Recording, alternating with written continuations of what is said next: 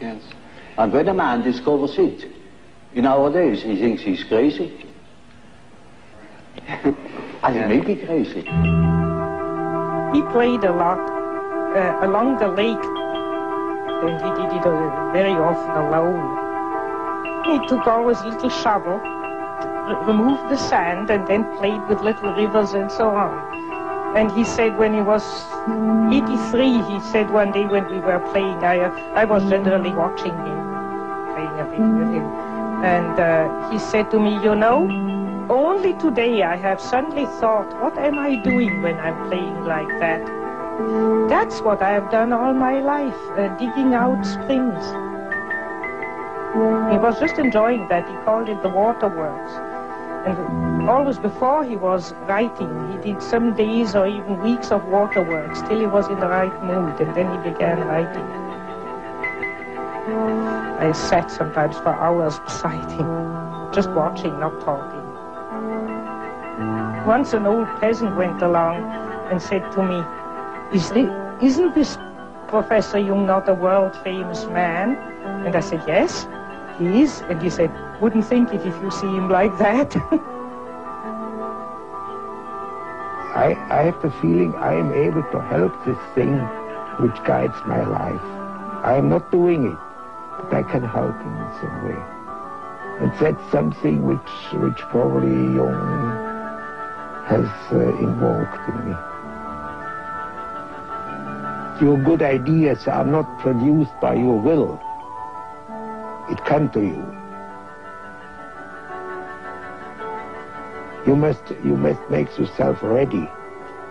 I think that's all. You must have a certain amount of interest. And that's also when you have a difficulty in yourself, you must be interested. You must get the answers from somewhere. You can't produce it yourself. You can't calculate it. And it must, at least most of the important things come from somewhere. And the rest you can then afterwards work out by a kind of technique or routine, so on. But you can't do everything with routine.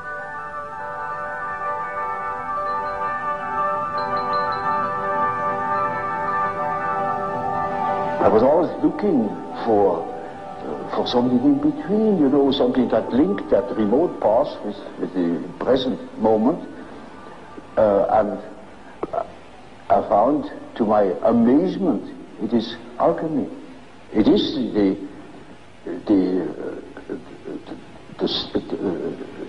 basis of our modern way of perceiving things, and therefore not including enough the feminine, or in Catholicism they have the Virgin Mary, but it's only the purified feminine. It's not the dark feminine. And in excluding matter and treating matter as dead and the realm of the devil, and in not facing the problem of the opposites of evil. And alchemy faces the problem of the opposites, faces the problem of matter, and faces the problem of the feminine. The three things which are lacking in Christianity. And therefore it complements the Christian myth and could revive it too that way. For 2,000 years, the Christian religion has told you to repress evil. And look at the damn thing now. It began to be so visible at the First World War. And that's now a very great many years ago, isn't it? So, and it's on a much grander scale, much larger scale, the possibilities. Oh, far. Far. What is it? What did we learn from alchemy? It's finally that in each of us there is a rejected part, the which can become the cornerstone, like it's written in the Bible. And we have to be aware of the stinking side, of the bad-smelling side, of the, as Jung says, about the urine, about the excrement, and all that in our life. And this is the beginning of the way of God. This is the beginning of the transformation. The psychology of individuation has nothing to do with politics at all, because it deals with the ultimate values. But yes, it has shattering political implications.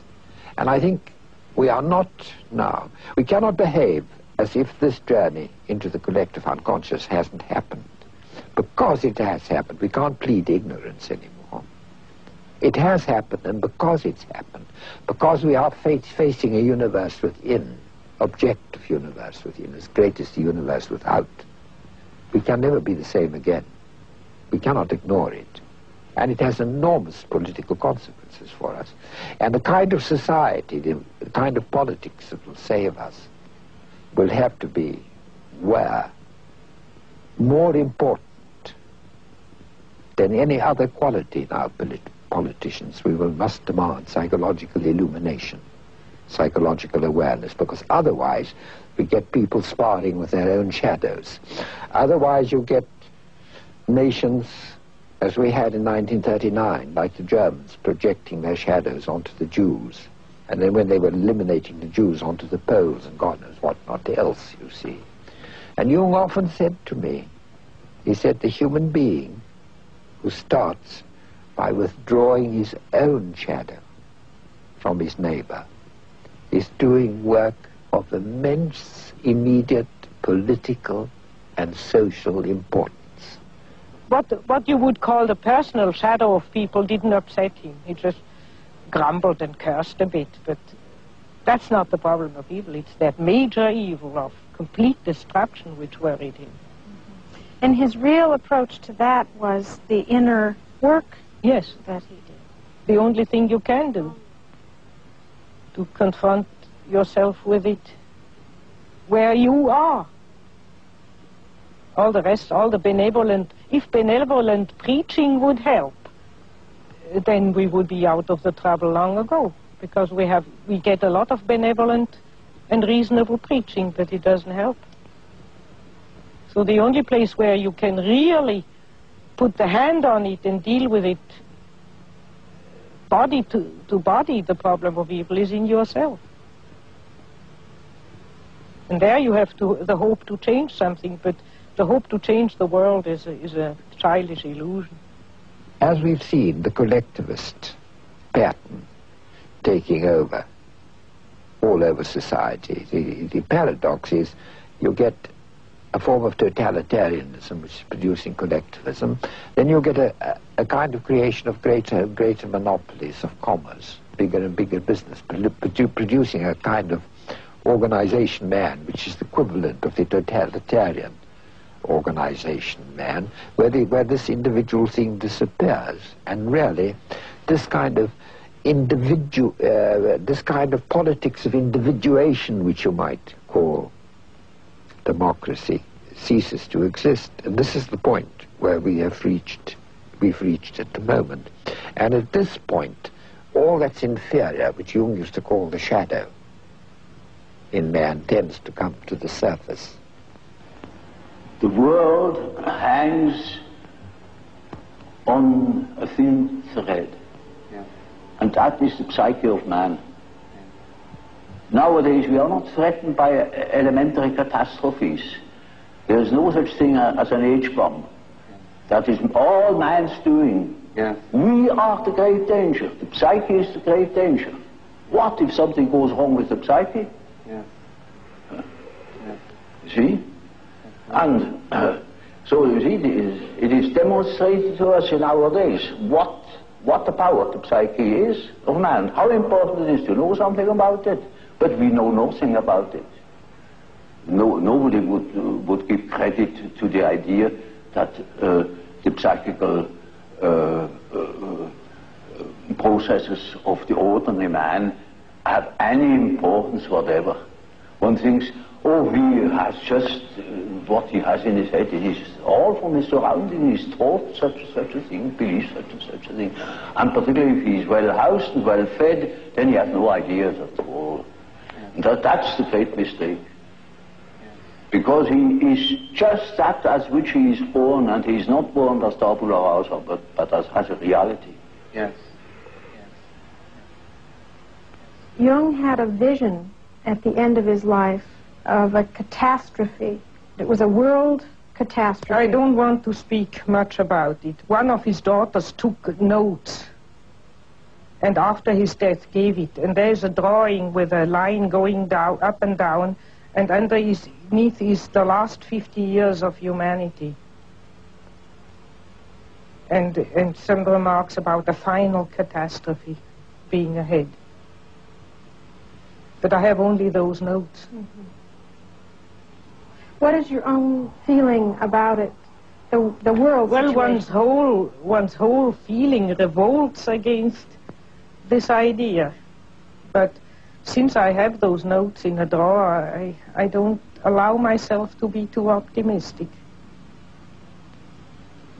I think, well, we have always had wars and enormous catastrophes, and I have no more personal fear much about that. I mean, at my age, if you have anyhow soon to go, so or so, egocentrically spoken. But the beauty of all the life, to think that the billions and billions and billions of years of evolution to build up the plants and the animals and the whole beauty of nature, and that man would go out of sheer shadow foolishness and destroy it all. I mean, that all life might go from the planet. And we don't know. On Mars and Venus, there's no life. We don't know if there's any life experiment elsewhere in the galaxies. And we go and destroy this. I think it's so abominable. I try to pray that it may not happen, that a miracle happens. Do you find that young people that you see now are aware of that it's in their consciousness? Yes, it's partly in their unconscious and partly in their consciousness, and I think in a very dangerous way, namely in a way of giving up and running away into a fantasy world. You know, when you study science fiction, you see there's always the fantasy of escaping to some other planet and begin anew again, which means give up the battle on this earth. Look, consider it hopeless and give up.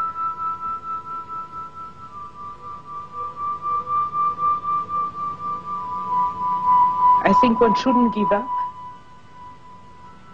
Because if you think of answer to Job, if man would wrestle with God, if man would tell God that he shouldn't do it,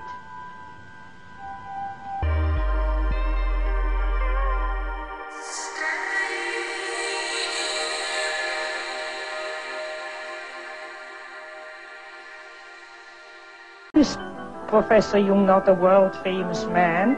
And I said, yes, he is. And he said, wouldn't think it if you see him like that. I have the feeling I am able to help this thing which guides my life. I am not doing it, but I can help in some way. And that's something which probably Jung... That he called it the waterworks. And always before he was writing, he did some days or even weeks of waterworks till he was in the right mood, and then he began writing. I sat sometimes for hours beside him, just watching, not talking. Once an old peasant went along and said to me, isn't... And he said when he was 83, he said one day when we were playing, I was generally watching him, playing a bit with him. And he said to me, you know, only today I have suddenly thought, what am I doing when I'm playing like that? That's what I have done all my life, digging out springs. He was just enjoying. Yes. And when a man discovers it, nowadays he thinks he's crazy. And he may be crazy. He played a lot along the lake, and he did it very often alone. He took always a little shovel, removed the sand, and then played with little rivers and so on. Has invoked in me. Your good ideas are not produced by your will. It comes to you. You must make yourself ready. I think that's all. You must have a certain amount of interest.